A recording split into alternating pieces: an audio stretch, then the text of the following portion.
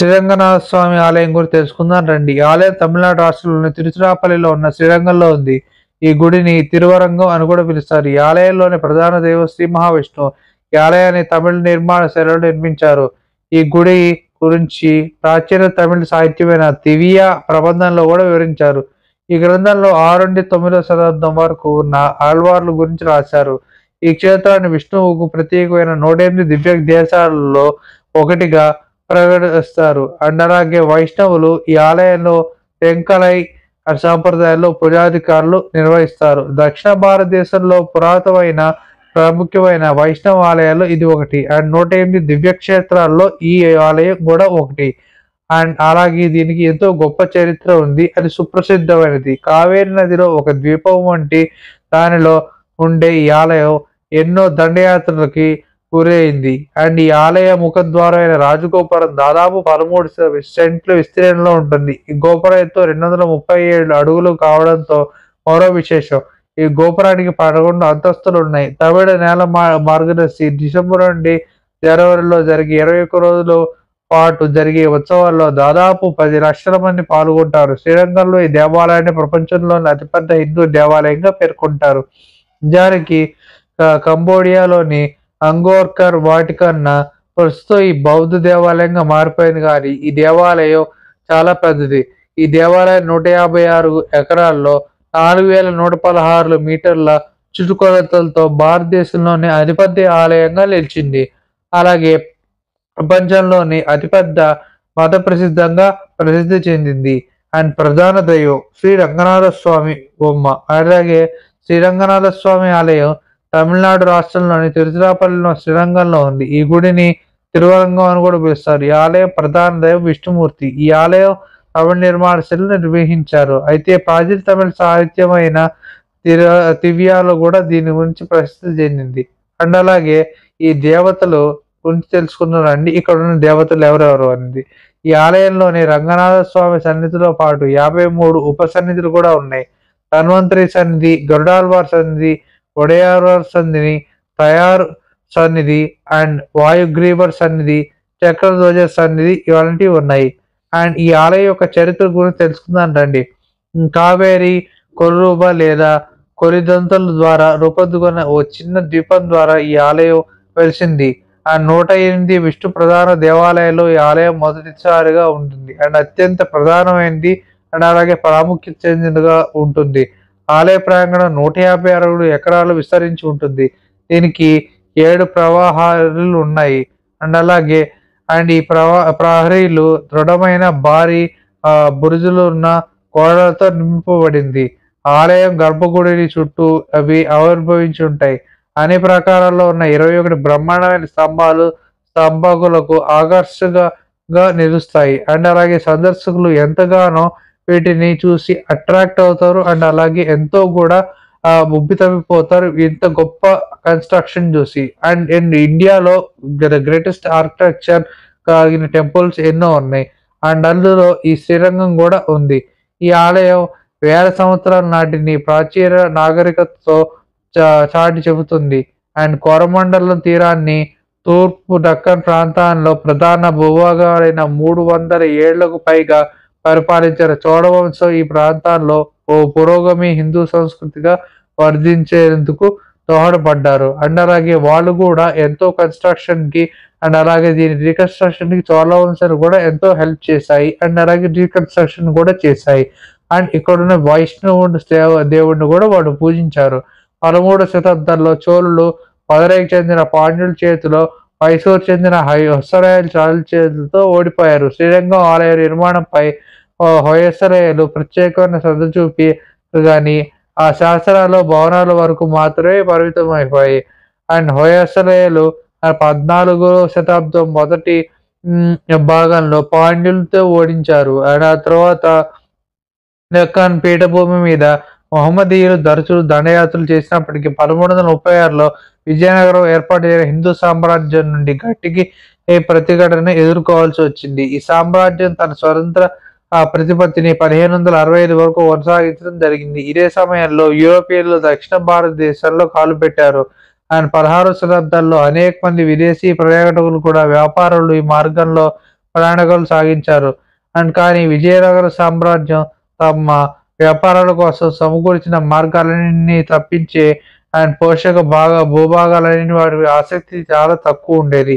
ఈ నేపథ్యంలో 1600లో ఆంగ్లేయులు ఈస్ట్ ఇండియా కంపెనీని 1624లో పేర్చి కంపెనీలు వెలిశాయి. ఈయన ఔరంగజేబులు అండ్ పశ్చిమ డక్కన్ ప్రాంతంలో దండయాత్రలు బయలుదేరే క్రమంలో ఆక్రమణలు భారీ ప్రాణ నష్టం తర్వాత బీజాపూర్, గోల్కొండ కోటలు తన ఆధీనంలోకి వచ్చాయి. అండ్ అతని మరణం వరకు దండయాత్ర కొనసాగుతూనే ఈ దేవాలయం పైన అండ్ ఆలయంలో పేరుకుపోయిన మలినాలన్నింటినీ తొలగించడం కోసం జూన్, జూలై మాసంలో అండ్ ఈ జ్యేష్ఠాభిషేకం ఉత్సవం నిర్వహిస్తారు.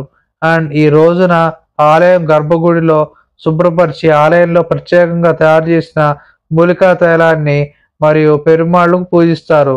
అండ్ నాన్ పెరుమాళ్ అమ్మవార్ల ఈ ఆలయాన్ని శుభ్రపరిచే క్రమంలో అమ్మవార్లకు మంచిగా బంగారు ఆభరణాలు తొడుగుతారు. అండ్ అనేక మంది అర్చకులు, భక్తులు బంగారు, వెండి కలశాల్లో పవిత్ర జలాన్ని తీసుకొని వచ్చేందుకు కావేరి నదికి వెళ్లి బంగారు కలశాన్ని ఏనుగు మీద తీసుకొస్తుంటారు. ఈ బంగారు కలశాన్ని 1736లో విజయనగరం చొక్కనాయక్ గారు బహుకరించారు. ఈ తరువాతి కాలంలో కొందరు దొంగలు దాన్ని ఎత్తుకు వెళ్లి దాన్ని భగవంతుడి కృప వల్ల అది తిరిగి స్వాధీనం అయింది. తిరిగి గుడికి ఎలాగోలాగా చేరగలిగింది. అండ్ శాసనం ఆ బంగారు కలశం మీద తెలుగు భాషలో చెక్కింపబడింది. అది ఇంకో గొప్ప విశేషం.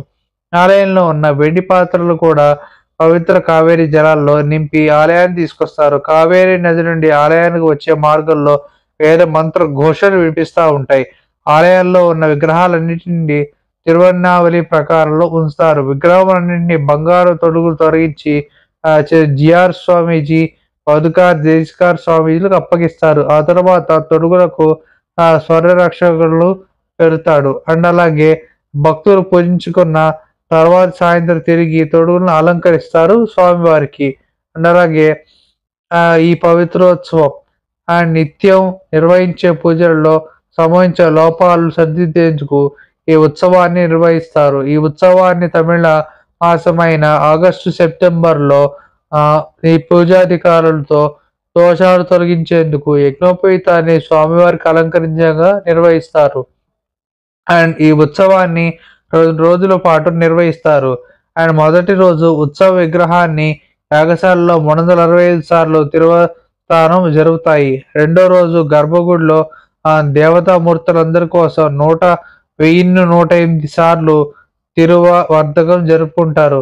ఈ ఉత్సవాన్ని సమయంలో భక్తులందరూ పవిత్రమైన నూరుదారులు ధరించి దండకులు దేవతలకు సమర్పిస్తారు. అండ్ గొప్ప గొప్ప వస్త్రాలతో స్వామివారిని అలంకరిస్తారు. అండ్ అలాగే ఇక్కడికి వచ్చే భక్తులు కూడా పంచ అండ్ అలాగే తోతీలతో వస్తారు. అండ్ అలాగే సాంప్రదాయమైన వేషధారణతో భక్తులందరూ వస్తారు. ఆలయ విశేషాల గురించి తెలుసుకుందానండి. ఇచ్చుట గర్భాలయంలో శయనించి ఉన్న మూర్తికి పెరియార్ పెరుమాళ్ అని పేరుంది. అండ్ అలాగే పెరియ పెరుమాళ్ అని కూడా ఈయన పిలుస్తారు. అండ్ ఉత్సవ మూర్తికి నంబర్ రమాళ్ అని పేరు కూడా ఉంది.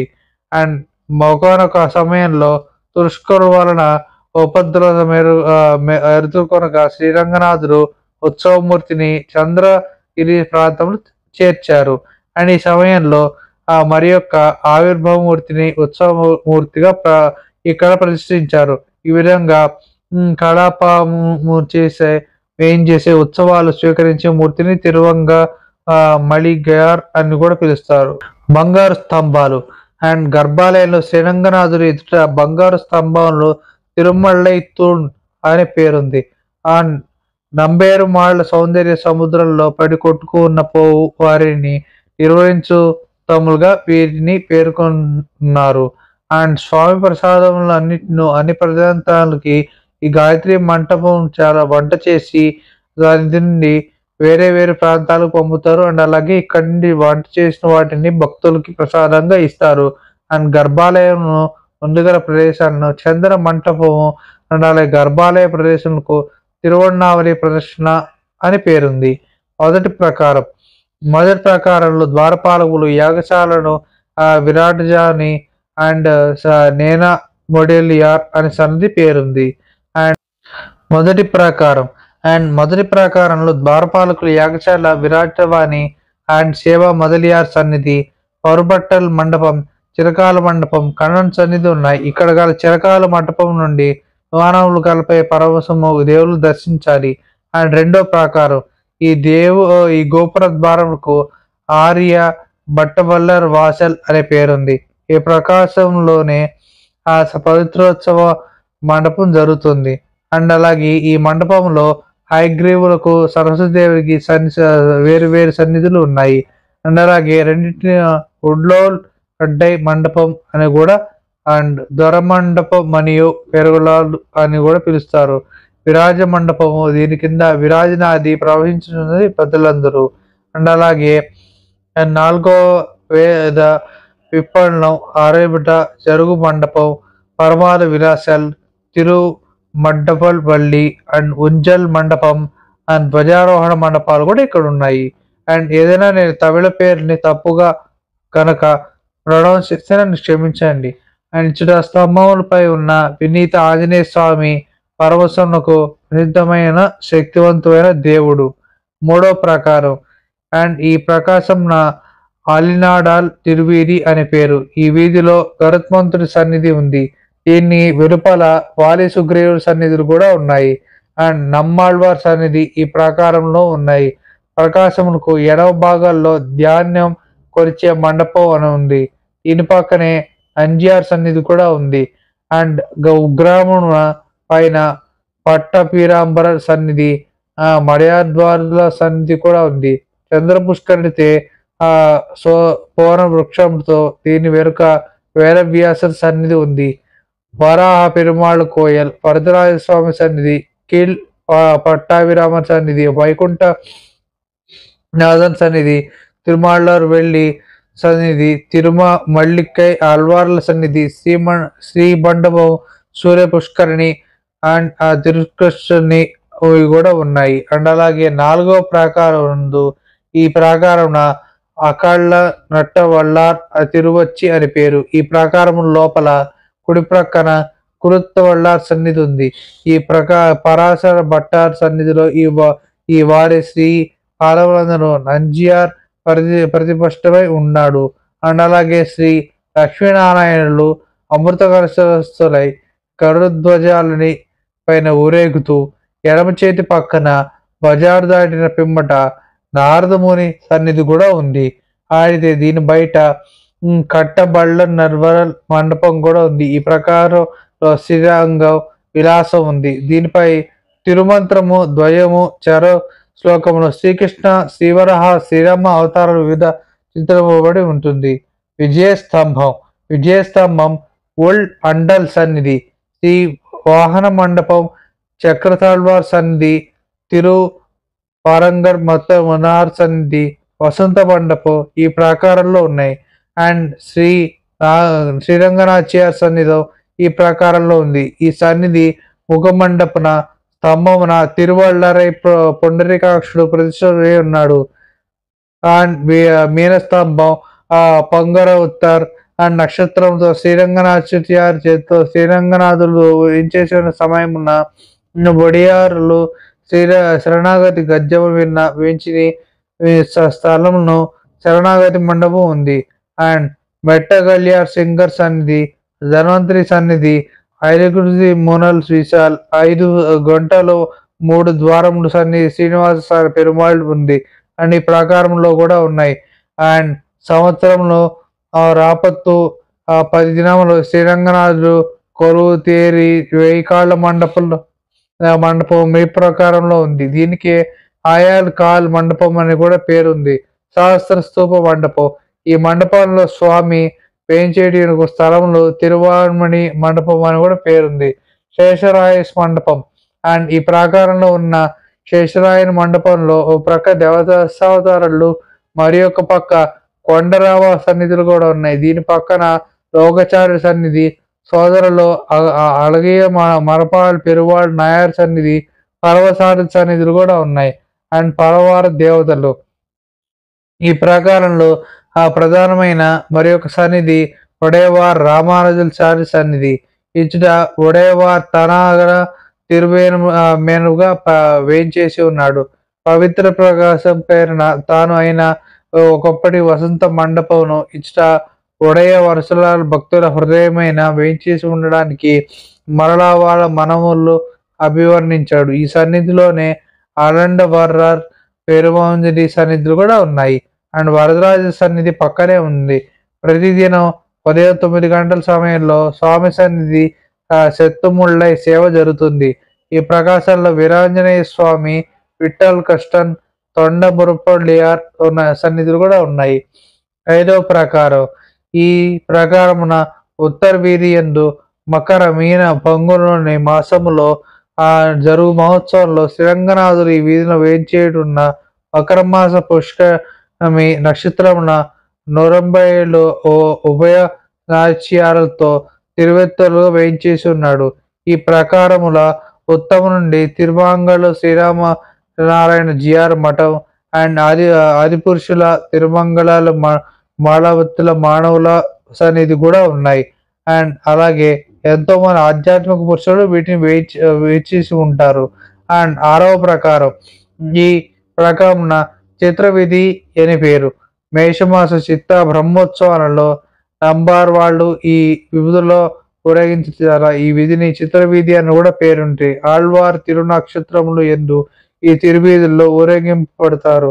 ఉత్తర మాడ వీధుల్లో వేదాంత దేవికార్ సన్నిధి, జగన్నాథన్ సన్నిధి, తిరుచిత్రమూడ వీధిలో రథం పెరియార్ నుంచి కురుత్తాళ్వార్, అలాగే మొదటి యాండార్ తిరుమాళవేర్లు, అలాగే వావర్మల్లై జిఆర్ల మఠం గలవు. దక్షిణ ప్రకారం వీధిన 5 అడుగుల లోతుల పాతాళ కృష్ణ సన్నిధి కూడా ఉంటుంది ఇక్కడ. ఇది ఎంతో మహిమాన్వితమైన క్షేత్రం. అండ్ అలాగే 7వ ప్రకారంలో చూసుకుంటే ఈ ప్రకారంలో అరేమల్లారంజన్ పీరి అని పేరు. అండ్ ఈ ప్రకారంలో తిరుక్కొళ్ళవార్ వామన్ సన్నిధిలో ఉంది. అండ్ బేళయింగార్ సన్నిధి కూడా ఉంది. అండ్ 13 ద్వారం గుండా అండ్ తెప్పగంటకు పోవచ్చు. అండ్ కుంభమాస బ్రహ్మోత్సవాల్లో రథోత్సవంలో బయలుదేరి తెప్పోత్సవంలో ఈ తెప్పగంటలతో జరుగును. ఉత్తర ద్వారమున కొలమంగర్ పోవు దారి ఉంది. ఈ కొండలను దక్షిణ ద్వారాన తిరుమంగళై యాగారులకు ప్రత్యక్షమైన దశావతారాలు సన్నిధి ఉంది. అండ్ ఇచ్చుట తిరుమంగళై ఆళ్వార్ వేదం చేసే ఉన్నారు. అండ్ అలాగే ఈ కొల్లాడియందు తిరుమంగళై ఆళ్వార్ పండితులై అవరంగళల్ పండితులైన ఉన్నాయి. అలాగే పడమటి ద్వారం సమీపంలో కట్టగియార్ శివంగర్ సన్నిధి ఉంది. అండ్ ఇది శ్రీ వచన భాషల్లో ప్రచురించి ఉంది. దక్షిణ గోపురం ద్వారా కావేరి నదికి పోవచ్చు. దీనికి రాయి గోపురం అని కూడా పేరు ఉంది. వెల్లాయి గోపురం 323 BCE కాలంలో తమిళ మాసం వైకాసి సందర్భంగా శ్రీరంగంలో ఢిల్లీ దురాక్రమణ దాడి గురిచేశారు. అయితే శ్రీరంగంలో దాదాపు 12,000 మంది హిందువులు ఆలయ రక్షణ కోసం పోరాడుతూ ప్రాణాలు కోల్పోయారు. ఢిల్లీ దురాక్రమణ ఆలయం నుండి దయచేసే రంగనాథ స్వామి ఆభరణాలు అండ్ అలాగే ఆలయ బంగారం ఎత్తుకెళ్లారు ఢిల్లీ నుండి. అండ్ అలాగే భారతదేశంలో ఉన్న ప్రతి చోట దండయాత్రలు జరిగాయి. అండ్ ఇలాగే ఇక్కడ దురాక్రమకారులు ప్రతి చోట గాలించి ప్రతి చోట ప్రతి దగ్గర ఆలయాన్ని నాశనం చేయడానికి ప్రయత్నం చేశారు. అండ్ అలాగే వాళ్ళు కొంత భాగాన్ని నాశనం చేయగలిగారు. అండ్ ఈ దురాక్రమకారులు ప్రయాళ విగ్రహం కోసం వెతికారు. కానీ శ్రీ వైష్ణవాచార్య పెళ్ళేకాచార్య పెరుమాళ్ను తీసుకొని ఈ దురాక్రమకారులు తప్పించుకొని మదురై చేరుకున్నారు. 1323 శ్రీరంగం నుండి బయలుదేరిన సెప్పగంగాళ్ అని పిలువబడి విష్ణుమూర్తి 1171 మాత్రమే తిరిగి వచ్చాయి. అండ్ విగ్రహం జాడ తెలియని సుల్తానేట్ దురాక్రమకారుడు దక్షిణ దళార్లు ఆలయ అధికారులను చంపి పెళ్ళార్ ఆచార్య మరియు నంబేల్వార్ కోసం భారీ వేట ప్రారంభించారు. అయితే బలగాలు ఆచార్యుడు మరియు ప్రతిమను బంధిస్తాయో భయంతో ఆలయంలోని నర్తకి దేవదాసి అయిన వెల్లాయి దళార్లో కమాండర్ ముందు ఒక నాట్యాన్ని ప్రదర్శించింది. తద్వారా పెళ్ళేకరాచార్యులు తప్పించుకోవడానికి సమయం చెక్కింది.